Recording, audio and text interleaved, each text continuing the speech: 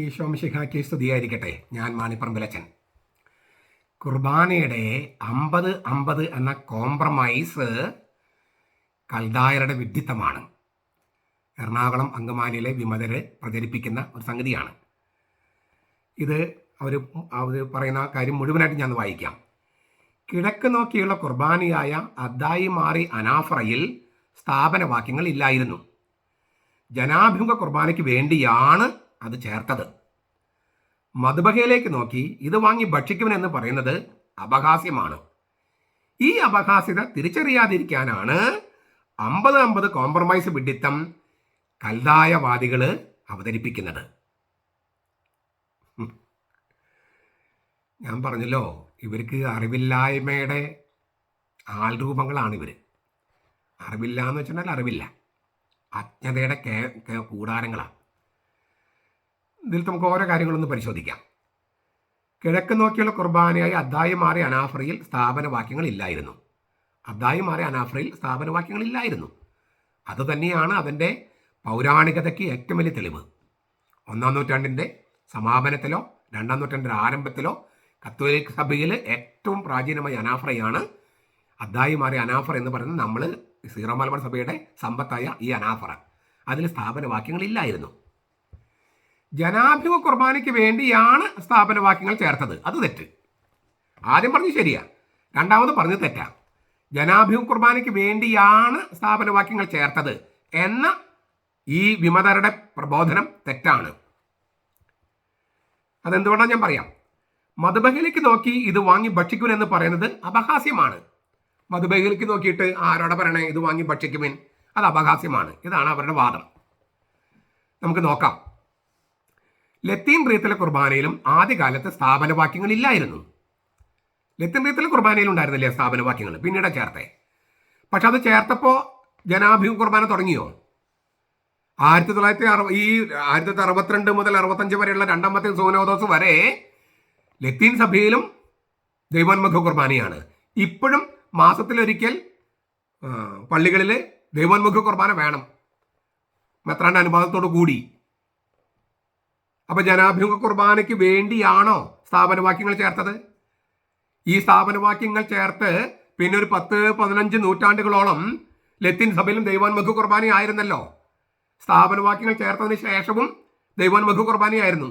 അപ്പൊ ജനാഭിമുഖ കുർബാനയ്ക്ക് വേണ്ടിയാണോ സ്ഥാപനവാക്യങ്ങൾ ചേർത്തത്? അല്ല അല്ല അല്ല. സ്ഥാപനവാക്യങ്ങൾ മാത്രമാണ് കുർബാന എന്ന് പറഞ്ഞാൽ അത് മാത്രം മതിയല്ലോ. ഇന്നലെ മറ്റുള്ള കർമ്മങ്ങളൊക്കെ ജനങ്ങളെല്ലാവരും വന്നു കഴിയുമ്പോൾ അച്ഛൻ സ്ഥാപനവാക്യങ്ങൾ പറഞ്ഞ് അവസാനിപ്പിച്ചാൽ പോരെ? അതല്ല കുർബാന. പിന്നെ എന്താണ് കുർബാന? കുർബാന എന്തെന്ന് അറിയാത്തത് കൊണ്ടാണ് ഈ കാര്യങ്ങളൊക്കെ പറയുന്നത്. എന്താണ് കുർബാന? കുർബാന എന്ന് പറഞ്ഞാൽ, ഇന്ന് കുർബാന എന്ന് പറഞ്ഞാൽ എന്താണ്? ഏകമധ്യസ്ഥനായ യേശു പിതാവിൻ്റെ മുമ്പിലേക്ക് തിരിഞ്ഞു നിന്ന് പിതാവിൻ്റെ മുമ്പിലേക്ക് തൻ്റെ ശരീരം പൊക്കിപ്പിടിക്കുകയാണ്. ഇത് എൻ്റെ ശരീരമാണ്, ഇത് എൻ്റെ രക്തമാണ്, പൊക്കിപ്പിടിക്കുകയാണ്. അങ്ങനെ പൊക്കിപ്പിടിക്കുമ്പോൾ അതിലേക്ക് നമ്മെ ഓരോരുത്തരെയും കയറ്റി വെക്കുകയാണ്. അപ്പം എന്താണ് ഈ പൊക്കിപ്പിടിക്കൽ എന്ന് മനസ്സിലാക്കണം. എന്താണത്? ആട്ടിൻകുട്ടികളുടെയും കോലാടുകളുടെയും രക്തം കൊണ്ടങ്ങ് സംപ്രീതനായില്ല, അങ്ങ് എനിക്കൊരു ശരീരം സജ്ജമാക്കി. ഇതാ പുസ്തകത്തിൻ്റെ ആരംഭത്തിൽ എഴുതപ്പെട്ടിരിക്കുന്ന പോലെ അങ്ങനെ തിരകഥ നിറവേറ്റാൻ ഞാൻ വരുന്നു. ശരീരം സജ്ജമാക്കി. സങ്കീർത്തനമാണ് കർത്താവ് കോട്ട് ചെയ്യണേ. സങ്കീർത്തനത്തിൽ കിടക്കുന്നത് തുറന്ന കാതുകൾ എന്നാണ്. അനുസരണം, അതായത് മരണം വരെ എത്തുന്ന അനുസരണം എന്നാണ് ഈ ശരീരത്തിനർത്ഥം. അങ്ങ് എനിക്കൊരു ശരീരം സജ്ജമാക്കി എന്ന് പറഞ്ഞാൽ ഞാൻ മരണം വരെ അനുസരിക്കണം. എൻ്റെ ശരീരം സമർപ്പിക്കുന്നത് വരെ, വിട്ടുകൊടുക്കുന്നത് വരെയുള്ള അനുസരണം, അലംഘനീയവും പൂർണ്ണതയുള്ളതുമായ അനുസരണം. ആ അനുസരണമാണ് കർത്താവ് ഇങ്ങനെ പൊക്കിപ്പിടിക്കുന്നത്. തൻ്റെ ശരീരം പിതാവിന് മുമ്പിൽ പൊക്കിപ്പിടിക്കുകയാണ്, തൻ്റെ രക്തം പിതാവിന് മുമ്പിൽ പൊക്കിപ്പിടിക്കുകയാണ്. എന്നിട്ട് നമ്മെ ഈ ശരീരത്തിലേക്കും രക്തത്തിലേക്കും കയറ്റി വെക്കുകയാണ്. എന്നിട്ട് പിതാവായ ദൈവത്തോട് പുത്രൻ ഏകമധ്യസ്ഥം പറയാണ്, പിതാവേ, ഇവരോട്, ഞാൻ ഈ പൊക്കിപ്പിടിച്ചിരിക്കുന്ന ആളുകളോട് ക്ഷമിക്കണമേ, അവരെന്താണ് ചെയ്യുന്നതെന്ന് അവർക്ക് അറിഞ്ഞുകൂടാ. ഏകമധ്യസ്ഥനായ കർത്താവ് യേശു പിതാവിൻ്റെ മുമ്പിലേക്ക് തൻ്റെ ശരീരം പൊക്കിപ്പിടിച്ച് ഇതെൻ്റെ ശരീരമാണ്, ഇത് രക്തമാണ് എന്ന് പൊക്കിപ്പിടിച്ച് അതിലേക്ക് നമ്മെ കയറ്റി വെച്ച് അവൻ പിതാവിനോട് പ്രാർത്ഥിക്കുക, ഏകമധ്യസ്ഥം പ്രാർത്ഥിക്കുമല്ലോ, മധ്യസ്ഥത വഹിക്കുകയാണ്. പിതാവേ, ഇവരോട് ക്ഷമിക്കണമേ, ഇവരെന്ത് ആണ് ചെയ്യുന്നത് ഇവർക്ക് അറിഞ്ഞുകൂടാ. ആ പ്രാർത്ഥന നമ്മൾ കേൾക്കുകയാണ്, നമ്മൾ കേൾക്കുക, നല്ല കള്ളനെ പോലെ അപ്പം നമ്മൾ അനുദപിക്കുകയാണ്. കർത്താവേ, നിന്റെ രാജ്യത്തിൽ വരുമ്പോൾ നീ ഞങ്ങളെയും ഓർക്കണേ, നിന്റെ രാജ്യത്തിൽ വരുമ്പോൾ ഞങ്ങളോടും കരുണയായിരിക്കണമേ, ഞങ്ങളെ ഓർക്കണേ. അപ്പോൾ സ്വർഗത്തിൽ നിന്ന് മറുപടി വരികയാണ്, നീ ഇന്ന് എന്നോടുകൂടെ പരദീസയിലായിരിക്കും. ഇന്ന്, നാളെയല്ല, ഇന്ന്, ഇപ്പോ നീ ഇന്ന് എന്നോടുകൂടെ പരദീസയിലായിരിക്കും. എന്നിട്ട് കർത്താവ് നമ്മിലേക്ക് തിരിഞ്ഞ് നമുക്ക് അവൻ്റെ ശരീരം രക്തം തരികയാണ്. നമ്മളത് ഉൾക്കൊള്ളുന്നു. കർത്താവ് നമ്മിൽ, നാം കർത്താവില്. ഇപ്പോഴേ, ഇന്ന് തന്നെ നമ്മൾ പരദീസയിലായി, ഇപ്പോഴേ നമ്മൾ പരദീസയിലായി. ഇതാണ് ഈ കുർബാനയിൽ സംഭവിക്കുന്നത്. മനസ്സിലായോ? അപ്പോൾ ഇത് വാങ്ങി ഭക്ഷിക്കുവിൻ, ഇത് വാങ്ങി കുടിക്കുവിൻ എന്ന് പറയുന്നതിന്റെ പൊരുൾ എങ്ങനെയാണ്, എന്താണ് അർത്ഥമെന്ന് മനസ്സിലായോ? വിമത വൈദികരെ, വിമത ഗുണ്ടകളെ ഒന്ന് മനസ്സിലാക്കൂ. ഇതിനെ ന്യായീകരിക്കുന്ന ഒരു ടെക്സ്റ്റ്, പല ടെക്സ്റ്റുകൾ കത്തോലിക്ക സഭയുടെ മതബോധനത്തിലുണ്ട്. അതിൽ 13:45 ഒരു ഭാഗമാണ് ഞാൻ വായിക്കുന്നത്. അന്തോണിയോസ് പിയൂസ് എന്ന വിജാതി ചക്രവർത്തിക്ക് AD 155 യോഹന്നാനൊക്കെ മരിച്ചിട്ട് കുറച്ച് വർഷങ്ങൾ കഴിഞ്ഞപ്പോൾ വിശുദ്ധ ജസ്റ്റിൻ മാർട്ടിർ ഇങ്ങനെ എഴുതി. അദ്ദേഹം എന്ന് പറഞ്ഞാൽ പുരോഹിതൻ, അവ വെച്ചിട്ട് അപ്പവും വീഞ്ഞും എടുത്ത് പ്രപഞ്ചത്തിന്റെ പിതാവിന്, പുരോഹിതൻ പ്രപഞ്ചത്തിന്റെ പിതാവിന് പുത്രന്റെയും പരിശുദ്ധ നാമത്തിൽ സ്തുതിയും മഹത്വവും സമർപ്പിക്കുന്നു. ഞങ്ങൾ, ബാക്കിയുള്ളവര്, ഈ പുരോഹിതനോടൊപ്പം ഈ ദാനങ്ങൾക്ക് യോഗ്യരായി ഗണിക്കപ്പെട്ടതിന് കുറെ സമയം അദ്ദേഹം കൃതജ്ഞത അർപ്പിക്കുന്നു. എവക്കരിസ്തയൻ, യൂക്കറിസ്റ്റ്, ഹോളി യൂക്കറിസ്റ്റ്. അതായത് പിതാവായ ദൈവത്തിന്, പ്രപഞ്ചത്തിന്റെ നാഥനാണ് ഈ ദിവ്യബലി അർപ്പിക്കുന്നത്. ക്രിസ്തുവിന്റെ ശരീരവും രക്തവും അത് അലംഘനീയമായ അനുസരണത്തിന്റെ ഭാഗമായി ബലിയായി സമർപ്പിക്കപ്പെട്ടത് പുരോഹിതൻ ക്രിസ്തുവിന് വേണ്ടി, ക്രിസ്തുവിന്റെ സ്ഥാനത്ത് നിന്ന് ക്രിസ്തുവിന് വേണ്ടി, ഏകമധ്യസ്ഥന് വേണ്ടി പിതാവിന് മുമ്പിലേക്ക് പൊക്കിപ്പിടിക്കുകയാണ്. യേശു തന്റെ തന്നെ ശരീരം പൊക്കിപ്പിടിക്കാൻ വേണ്ടിയാണ് പുരോഹിതനെ വായിച്ചിരിക്കുന്നത്. അതാണ് കത്തോലിക്ക സഭയുടെ മതബോധനത്തിൽ എഴുതിയിരിക്കുന്നത്. 1360 കത്തോലിക്ക സഭയുടെ മതബോധനം 1360.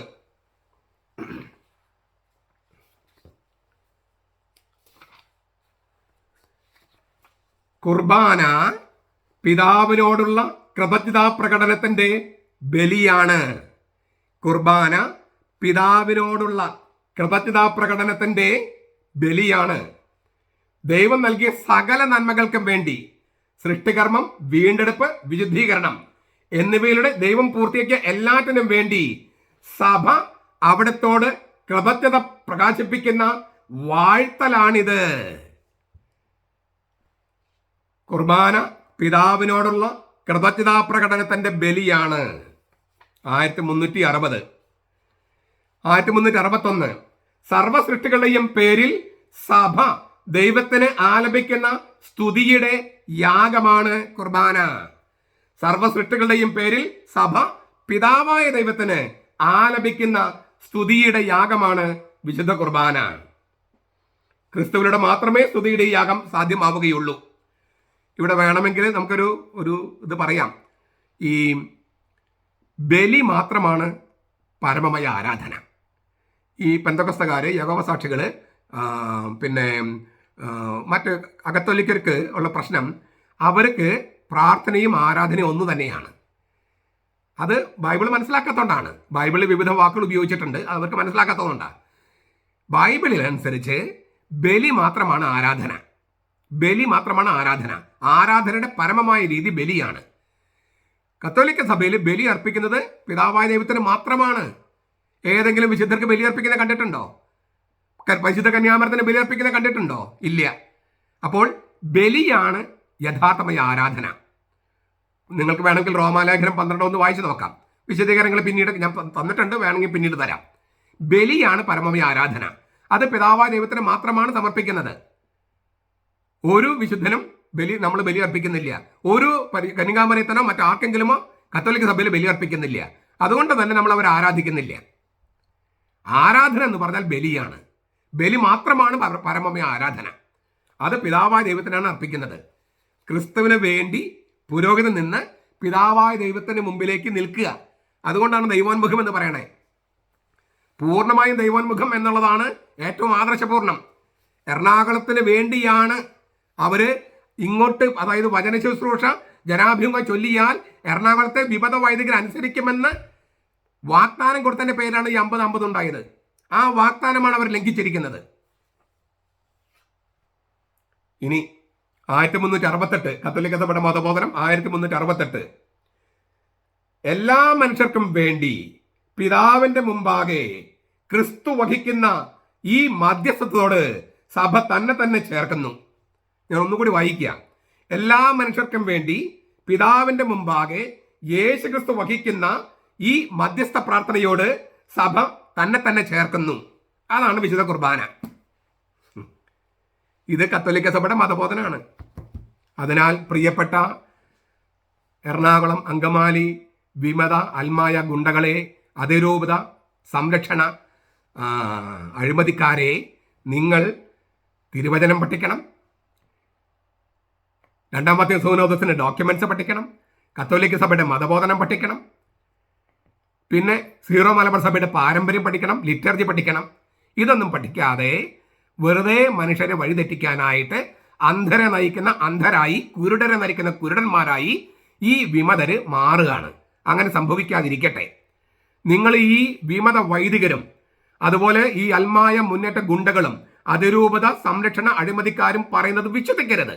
കാരണം ഒരു കാര്യത്തിൽ പോലും അവർ സത്യം പറഞ്ഞിട്ടില്ല. ഒരു കാര്യത്തിൽ പോലും ഇന്ന് വരെ ഞാൻ കേട്ടതിൽ ഒരു കാര്യത്തിൽ പോലും അവർ സത്യം പറഞ്ഞിട്ടില്ല. ഞാൻ നിങ്ങളോട് പറഞ്ഞത് തിരുവചനവും കത്തോലിക്ക സഭയുടെ മതബോധനവും രണ്ടാമത്തെ സൂനോദസും ഡോക്യുമെന്റ്സ് എല്ലാം വെച്ചിട്ടാണ്. ഞാൻ സത്യം പറയുന്നില്ലെങ്കിൽ നിങ്ങൾ എന്നെ വിശ്വസിക്കേണ്ട. ഞാൻ സത്യം പറയുന്നെങ്കിൽ വിശ്വസിക്കണം. വിശ്വസിച്ചാൽ പോരാ, ഇത് പ്രചരിപ്പിക്കണം, പരമാവധി പ്രചരിപ്പിക്കണം. അങ്ങനെ അസത്യത്തെ നമ്മൾ ഈ സത്യം കൊണ്ട് ഇല്ലാണ്ടാക്കണം. അസത്യത്തെ യഥാർത്ഥ സത്യം കൊണ്ട് നമുക്ക് ഇല്ലാതാക്കണം. അവസാനമായിട്ട് അവർ പറഞ്ഞൊരു കാര്യം കൂടി പറഞ്ഞ് ഞാൻ അവസാനിപ്പിക്കാം. കർട്ടൻ പകുതി, സക്രാരി പകുതി, കുരിശ് പകുതി, കുർബാന പകുതി. പറയൂ, ഇനി ക്രിസ്തുവിനെയും കൽദായർ പകുതിയാക്കുമോ? ഇത് ആർക്കാ ചേരുക? കർട്ടൻ പകുതി, സക്രാരി പകുതി, കുരിശ് പകുതി, കുർബാന പകുതി, ഇതൊക്കെ അവർക്കല്ലേ ചേരുക? പൂർണ്ണതയിൽ ചെയ്യുന്നവർ ഞങ്ങൾ കൽദായർ, സീറോ മലബാർ വിശ്വാസികൾ. കൽദായരെങ്കിലും കൽദായരല്ല എന്ന് പറയുന്ന വിമതരാണ് എല്ലാം പകുതിയാക്കിയിരിക്കുന്നത്. എല്ലാം പകുതിയാക്കിയത് അത് നിങ്ങൾ ആവശ്യപ്പെട്ടിട്ടാണ് ഇതെല്ലാം പകുതിയാക്കി അനുസരിക്കാമെന്ന് പറഞ്ഞിട്ട്. എന്നാൽ നമുക്ക് ചില കാര്യങ്ങൾ വിട്ടുവീഴ്ച ചെയ്താലും, സത്യത്തിൽ ഒരു അല്പം കോംപ്രമൈസ് ചെയ്താലും നിങ്ങൾ അനുസരിക്കുമെന്നും അങ്ങനെ ഒരു ഐക്യത ഉണ്ടാകുമെന്നും ഞങ്ങൾ കൽദായവാദികള്, സീറോ മലബാർ വിശ്വാസികള് നിങ്ങൾ വിശ്വസിച്ചു. നിങ്ങൾ ഞങ്ങളെ പിന്നിൽ നിന്ന് കുത്തി, മുന്നിൽ നിന്ന് കുത്തി, ചതിച്ചു.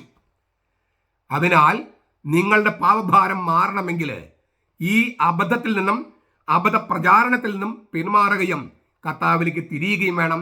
അതിന് സഭയിലേക്ക് തിരിയുകയും വേണം. അപ്പോൾ നമുക്ക് ഐക്യത കൈവരും. നിങ്ങളുടെ മാനസാന്തരത്തിന് വേണ്ടി ഞങ്ങളെല്ലാവരും കൽദായവാദികളായ സീറോ മലബാർ സഭയിലെ എല്ലാ വിശ്വാസികളും ഈ അങ്കമാലി എറണാകുളം അങ്കമാലി അതിരൂപതയിലെ വിമത വൈദികർക്കും അവർക്ക് മാനസാന്തരം ഉണ്ടാകാനും അൽമായ മുന്നേറ്റ ഗുണ്ടകളും അതിരൂപത സംരക്ഷണ അഴിമതിക്കാരും മാനസാന്തരപ്പെടാനും വേണ്ടി ഒറ്റക്കെട്ടായി പ്രാർത്ഥിക്കുകയാണ് കർത്താവിനോട്. പിതാവേ, അവർ ചെയ്യുന്ന കാര്യം എന്തെന്ന് അവർക്ക് അറിഞ്ഞുകൂടാ, അവരോട് ക്ഷമിക്കണമേ. നിങ്ങൾ നല്ല കള്ളനെ പോലെ അനുതപിച്ചാൽ നിങ്ങൾ ഇന്ന് കർത്താവിന് കൂടെ പറുദീസയിലായിരിക്കും.